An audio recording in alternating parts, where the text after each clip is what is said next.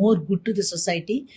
చాలా ఏమవుతున్నాయంటే రూపా, ఇదివరకు ఎలా ఉండేదంటే ఒక 2-3 ఫ్యామిలీస్ని కలపడం చాలా ఈజీ అయిపోయేది. బికాజ్ పలానా వాళ్ళు అనుకుంటే కనుక ఎంక్వైరీలు చేసుకున్న కుటుంబాలు చూసుకుని వెళ్ళిపోయేవారు. దానికి నెక్స్ట్ అది ఏంటి, నా ప్రీవియస్ జనరేషన్. ఇప్పుడు మా వరకు వచ్చేసరికి ఎలా అయిపోయిందంటే, ఇప్పుడు పిల్లల్ని ఇన్వాల్వ్ చేసి వాళ్ళ అభిప్రాయాలు తెలుసుకుని మ్యాచ్ చేయడం కుదురుతుంది. బట్ ఫర్దర్ నేను చూసేది ఏంటంటే, there might be many more challenges, but one of it what I'm seeing is, చాలా రిపేర్లు కూడా చేసుకుంటూ వెళ్లాల్సి వస్తుంది. బికాజ్ పిల్లల్ని, ఫ్యామిలీస్ని డ్యామేజ్ చేసేలాగా సొసైటీలో they are just like so many things are happening.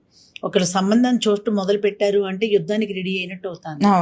10 మంది నోళ్ళలో నాంతున్నారు. తెలిసినవి తెలియనివి, ఫినాన్సెస్ గురించి, క్యారెక్టర్ గురించి, వాళ్ళ స్థితిగతుల గురించి, అన్నిటి గురించి తెలిసిన వాళ్ళు తెలియని వాళ్ళు కమెంట్ చేయటం, పెళ్లిళ్ళు చెడగొట్టడం, లేదా అతిగా పోయి అబద్ధాలు చెప్పి పెళ్లిళ్ళు చేయటం.